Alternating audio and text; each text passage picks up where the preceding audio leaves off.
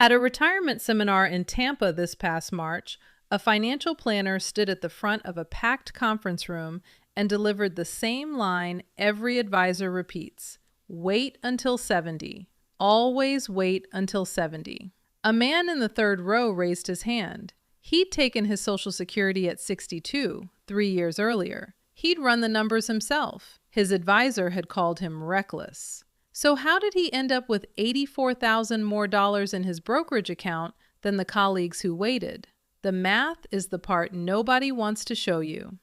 Today, we're going to show you. Walk into any financial planning office in America and ask when you should claim Social Security. You'll get a version of the same answer. Wait, maximize, delay until 70. Earn that 8% annual delayed retirement credit. Lock in the bigger check for life. It sounds responsible. It sounds disciplined. It sounds like exactly the kind of advice a serious adult should follow. There's only one problem with this advice. For a significant percentage of Americans currently turning 62 in 2026, it's wrong. Not slightly wrong, mathematically wrong. The numbers don't support it. The longevity data doesn't support it. The investment arithmetic doesn't support it. And once you understand why, you'll see exactly how the financial services industry built an entire claiming philosophy around a math problem that requires you to know something nobody can know. That math problem is this. To benefit from delaying Social Security until 70, you need to live long enough to collect those higher checks for enough years to overcome the 8 years of checks you didn't take. Miss that mark by even a few years, and the person who claimed at 62 collected more total dollars, often substantially more. And the assumption baked into the advice you're being given is that you will live well past your statistical life expectancy, will spend zero of your Social Security checks during your 60s, and will face no policy changes to the program in the next decade. Each of those assumptions is questionable. Stacked together, they're a fantasy.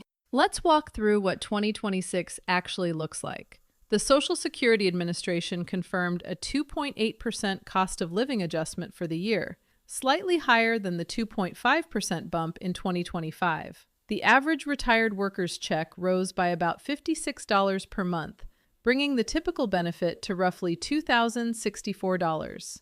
71 million Americans saw this adjustment hit their January payments. The numbers behind claiming ages tell a clearer story. For someone born in 1960 or later, the full retirement age is 67. Claiming at 62 means accepting a permanent 30% reduction. Waiting until 70 adds a permanent 24% bonus to the full retirement amount. So, a worker whose primary insurance amount sits at $2,000 per month would see roughly $1,400 starting at 62, $2,000 at 67, and $2,480 at 70. That spread looks dramatic on paper, almost $3,000 per year separating the early claimer from the late claimer. Surely the bigger check wins. And if you live to 95, sure, most people don't. This is where the break-even math comes in, and where the conventional advice starts to fall apart for a lot of people. Let's run the actual numbers. A retiree facing the choice between claiming at 62 versus 67 receives 60 months of payments before the later claimer collects a single dollar. At $1,400 per month, that's $84,000 banked. Once the 67-year-old starts collecting, they receive an extra $600 monthly compared to what the early claimer keeps getting. Dividing $84,000 by that monthly difference produces a break-even point of roughly age 78 to 79. Stretching the comparison out to age 70, the break-even pushes to age 80 or 81. Wait until 67 versus claiming at 70, and you're looking at break-even around age 82 or 83. Multiple 2026 analyses from Mercer Advisors, Benefora, and the Bipartisan Policy Center all converge on these same ranges. Here's where the advisor script falls silent. What if you don't reach those break-even ages? Then you collected fewer total dollars by waiting.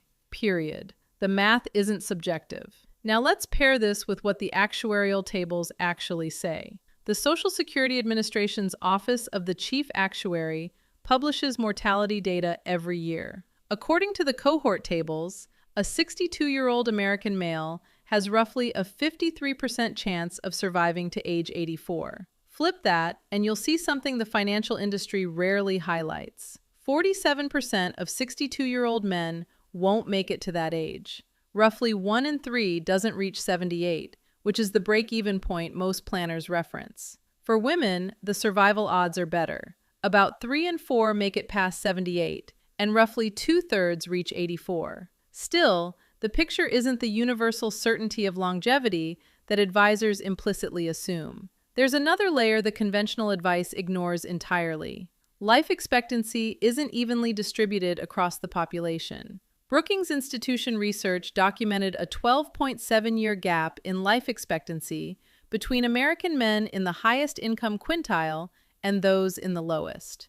Think about who actually uses Social Security as a significant portion of their retirement income. It's not the top income quintile. It's middle and working class Americans whose life expectancies tend to run shorter than the headline averages suggest. Smokers, people with chronic conditions, workers from physically demanding jobs. The very people whose Social Security checks make the biggest proportional difference are statistically less likely to reach the break-even age that justifies waiting. The "wait until 70" gospel assumes you live like the average member of the upper middle class with a college degree and a desk job. If that doesn't describe you, the math changes considerably. But survival isn't the only variable advisors ignore. The bigger one is what happens when you actually invest the early checks. Take a 62-year-old who claims and doesn't need the money for daily expenses. Maybe they have a paid-off home, a healthy 401k, and a working spouse covering current bills. Their $1,400 monthly check goes straight into a brokerage account.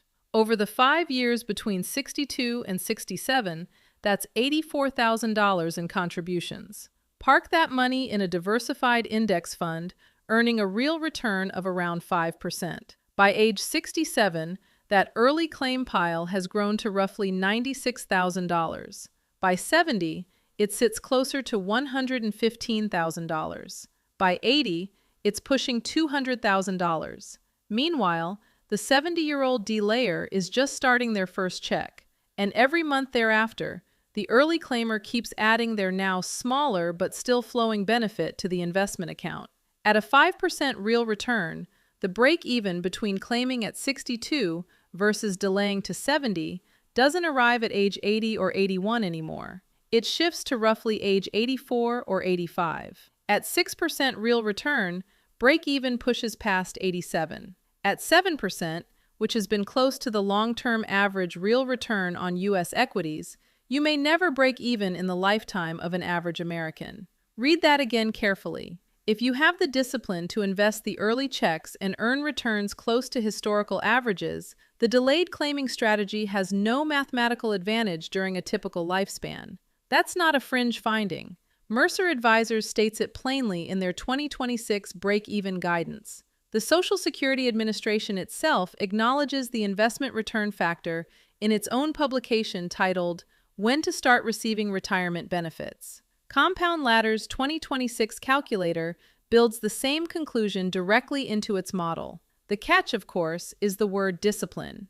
Most people who claim at 62 don't invest their checks because they need them to live. That's a legitimate constraint, and for those households, the original nominal break-even still applies. But the conversation worth having is this.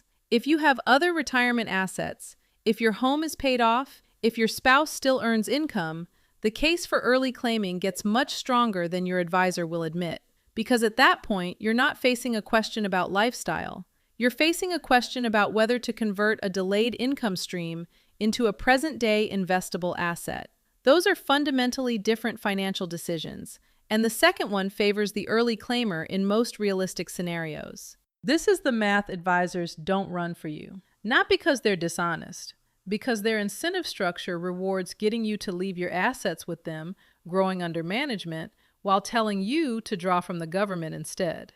Every dollar you take from Social Security and don't deplete from a managed account is a dollar that keeps earning their advisory fee. The conventional wisdom isn't a conspiracy. It's just convenient for the people delivering it. And then there's the elephant in the trust fund. You've heard the warnings. You've maybe dismissed them as alarmist. The fact is that the Social Security retirement program is racing toward a funding cliff, and the 2026 picture is grimmer than what you were told a year ago. The 2025 Trustees Report projected that the Old Age and Survivors Insurance Trust Fund will be depleted in 2033, at which point incoming payroll taxes would fund only 77% of scheduled benefits. That means an automatic, across-the-board 23% benefit cut absent congressional action. The Congressional Budget Office, in testimony delivered in March 2026, projected the depletion date accelerating to 2032, with a 28% cut starting in 2033. The Committee for a Responsible Federal Budget estimated the One Big Beautiful Bill Act, signed into law in 2025, pulled forward the insolvency timeline by reducing income tax revenue flowing back into the program.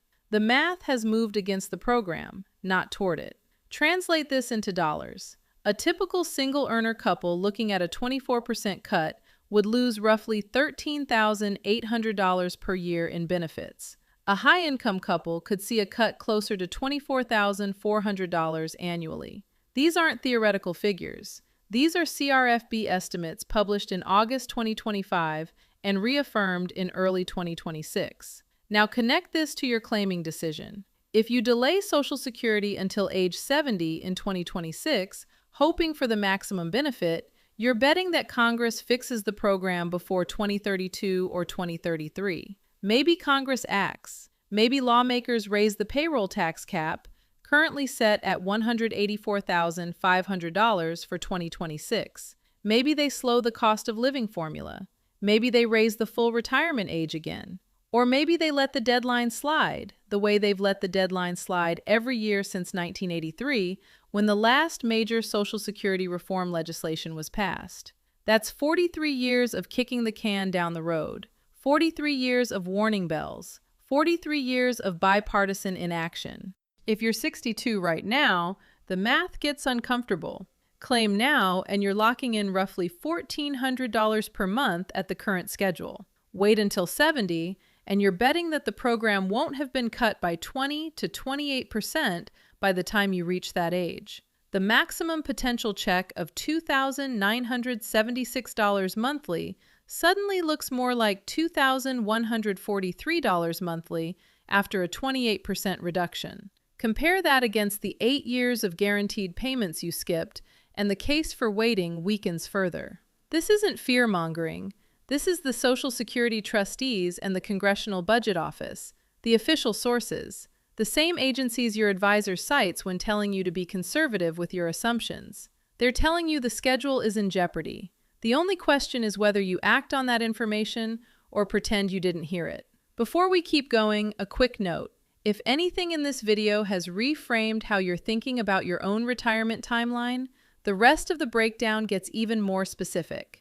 There's a piece coming up about how married couples can claim asymmetrically in a way that almost no advisor will explain to you. Stick with it. By April of next year, the conversation around Social Security claiming will likely have shifted again. The 2026 Trustees Report is due to update its projections in early summer. And if recent trends continue, the insolvency date will move even closer. The financial press will eventually catch on. By the time most advisors are recommending what we're discussing today, the window for the strategy will already be closing. Here's what most planners get wrong about married couples and Social Security. The standard advice for a couple is identical to the advice for a single person. Wait. Maximize. Both spouses should hold off until 70 if at all possible. This is supposedly because of survivor benefits. When the higher-earning spouse dies, the surviving spouse can step up to the deceased's benefit if it's larger than their own. So waiting maximizes that future payment. The logic is half right. The implementation advised is almost universally wrong. Consider how survivor benefits actually work in 2026. When one spouse dies, the surviving spouse retains the larger of either their own benefit or a benefit equal to what the deceased spouse was receiving, subject to certain adjustments for the survivor's age when claiming. If both spouses waited until 70, the household had 8 years of zero Social Security income. If both spouses then collected from 70 onward, and the higher earner died first, the surviving spouse stepped up to the larger benefit. Now run a different scenario. The lower earner claims at 62. Their reduced benefit flows into the household for years. The higher earner waits until 70 to lock in the largest possible delayed retirement credit. When the higher earner eventually dies, the surviving spouse steps up to that larger amount. The household captured 8 to 10 years of Social Security income from the lower earner that the all-wait strategy abandoned, and they still get the maximum survivor benefit from the higher earner. This is called asymmetric claiming, and it's the strategy financial planners often only mention when prompted. The reason is that running the optimization properly requires understanding each spouse's earnings record, life expectancy assumptions, and the household's other assets. It's complex. It requires real planning. Generic, wait until 70 advice fits everyone and serves no one particularly well. The asymmetric approach gets even more powerful for couples where one spouse has materially lower lifetime earnings. A wife who took years off to raise kids might have a primary insurance amount of $900 monthly at 67. Her husband's might be $2,800 at 67. If she claims at 62, accepting the 30% reduction, she draws $630 per month into the household for the next 5 years. That's $37,800 over 5 years that exists in the actual budget instead of in a hypothetical future spreadsheet. The husband waits, maximizes his 8% annual delayed retirement credit, and locks in roughly $3,472 monthly at 70. When he eventually dies, she steps up to that larger amount as her survivor benefit. This is the math the financial services industry doesn't lead with because it requires personalized planning and contradicts the simple universal rule of wait. But it's the math that wins for a significant percentage of American couples. And there's another piece of the married couple equation worth highlighting.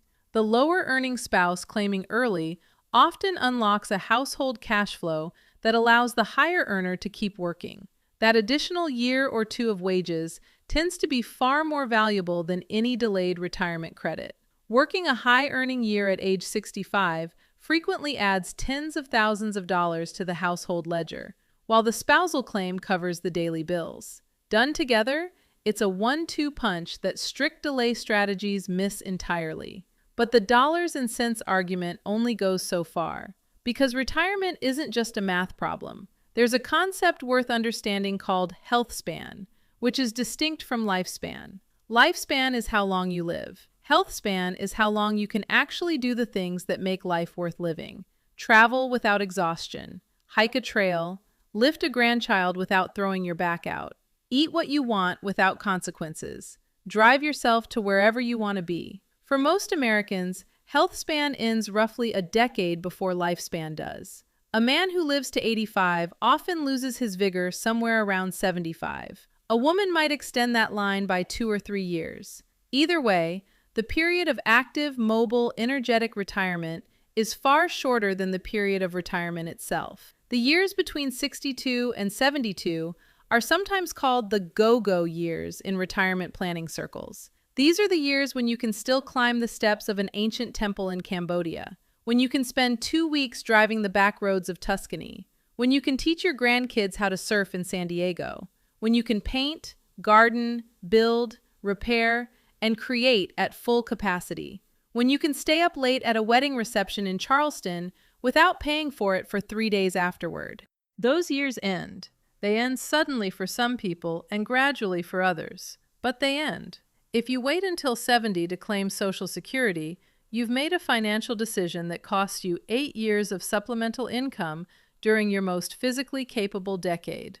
The trade is that you receive larger checks during your slow-go years and your no-go years, when your discretionary spending typically drops dramatically. You're moving income from the period when you could use it most enjoyably to the period when you'll spend it on prescriptions, doctor copays, and a comfortable chair. This isn't to say the trade is always wrong. For some people, the security of a larger guaranteed check in their late 70s and beyond is worth the early sacrifice. But the trade-off is rarely framed this way.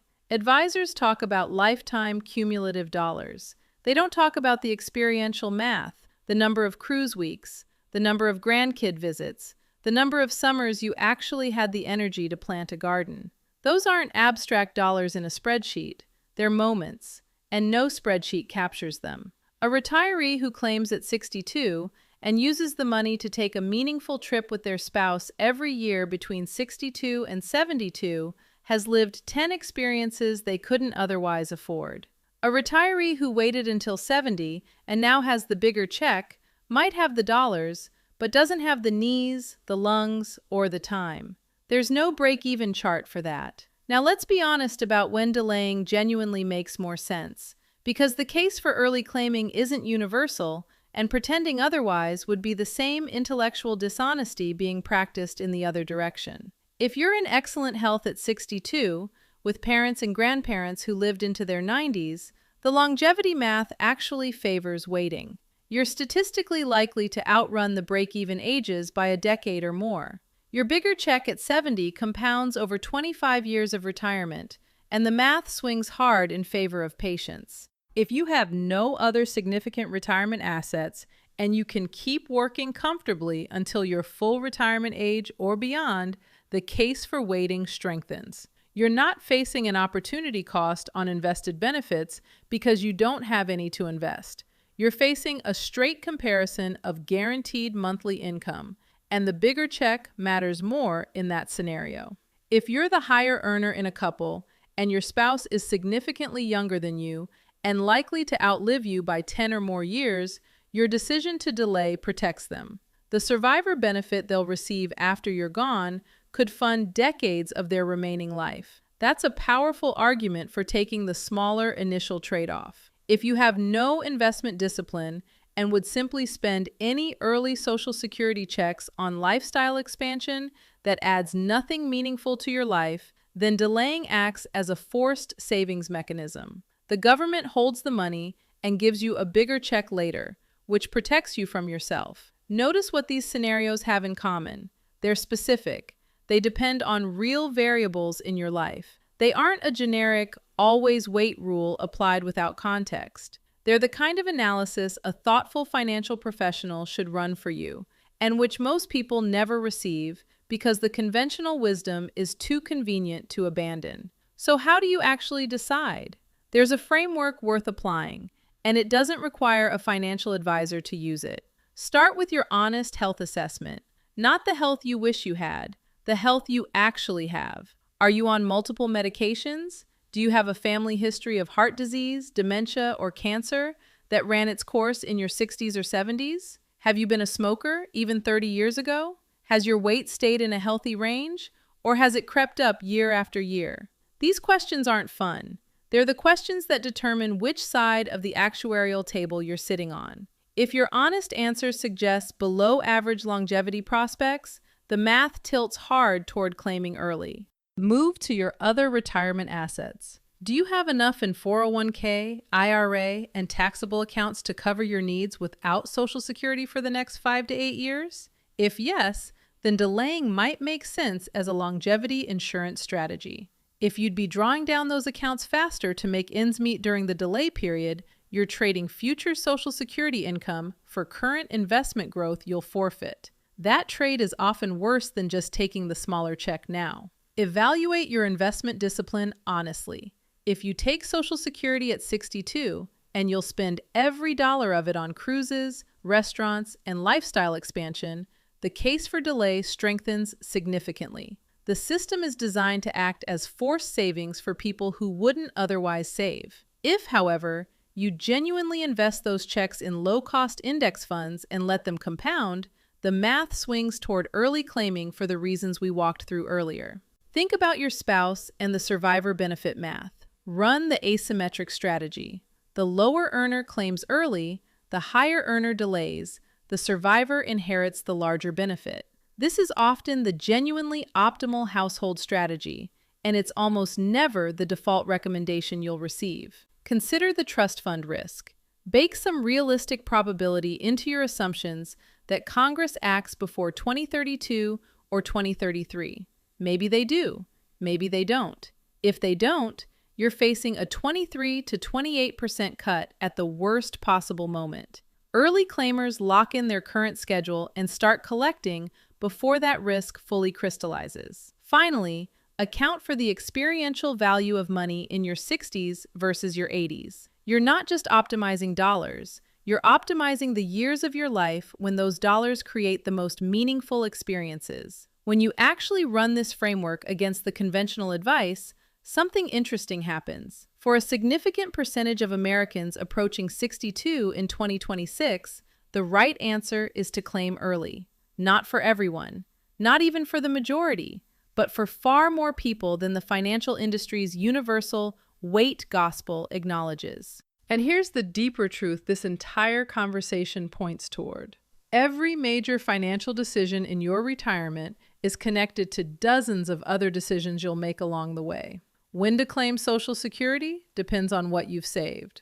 What you've saved depends on what you understood about compound interest in your 20s and 30s. What you understood depends on whether anyone ever taught you how money actually works. Most Americans were never taught. The school system spent 12 years preparing them for jobs and 0 hours preparing them for the economic decisions that would define the next 60 years of their lives. So they default to whatever advice is loudest and most consistent, which tends to be advice that benefits the people giving it more than the people receiving it. The always wait rule on Social Security is one of dozens of generic prescriptions getting handed out to Americans who deserve better. Pay off your mortgage as fast as possible, even when the interest rate is below inflation. Carry a car payment because everyone does. Use credit cards for the points without understanding the math behind compounding interest in the other direction. Buy the house that stretches your budget because real estate always goes up. Invest in whatever your coworker is buying. Trust the financial advisor who's compensated to give you the same advice they give everyone else. These defaults aren't malicious. They're just one-size-fits-all answers in a world where one size has never actually fit anyone. The cost of operating on default settings instead of operating on knowledge accumulates quietly over decades. By the time you reach 62 and you're staring down the Social Security decision, the choices you make in this single moment can change your trajectory by hundreds of thousands of dollars. But none of those choices happen in isolation. They sit on top of every decision you made earlier about saving, spending, debt, investing, and budgeting. They're the final chapter of a financial story that started decades ago. That's why understanding the Social Security claiming question isn't really the starting point of a financial education. It's the destination. The starting point is something much earlier and much more fundamental. It's the basic literacy that should have been taught in high school. How debt actually accumulates. How compound interest works when it's working for you versus when it's working against you. How tax-advantaged accounts can shift hundreds of thousands of dollars from the IRS back into your retirement. How credit scores are calculated and why every fraction of a point matters. How budgets stop being restrictive when they're built around what you actually value. If anything in this video made you question the financial advice you've been receiving, there's a foundational breakdown waiting for you on this channel that covers every piece of financial literacy the school system skipped. The full toolkit, not the surface-level tips, the actual mechanics of how money flows in your life and how to redirect that flow toward the future you want. It's the kind of starting point that makes every later decision, including the Social Security claiming decision we just spent 40 minutes on, dramatically clearer. Because once you understand the underlying system, the right answer for your specific situation tends to reveal itself. A man named Robert turned 62 last November. He'd worked 38 years as a logistics manager outside Cleveland. His wife had been a teacher, retired at 61 with a modest pension. They sat down with a planner who told them the standard line: wait, maximize, delay until 70. Robert went home, ran the numbers himself, and noticed something the planner hadn't mentioned. His father had died at 73, his grandfather at 69. His own resting heart rate had crept above 80. His weight had stayed 25 pounds higher than his doctor recommended for the past decade. The longevity math wasn't in his favor, and pretending otherwise was a lie he couldn't afford. He claimed at 62. His check started flowing into the household. He used a portion to take his wife to Portugal in February for a 3-week trip they'd been talking about for 15 years. The rest of the money went into an index fund he doesn't plan to touch for 10 years. If he reaches 85, he'll have collected less in total nominal dollars than if he'd waited. If he doesn't reach 85, which is statistically more likely given his health profile, he'll have collected substantially more. Either way, he and his wife walked the cliffs above the Atlantic last spring, healthy enough to actually enjoy them. That's the math that doesn't show up on advisor spreadsheets. It's also the math that matters most.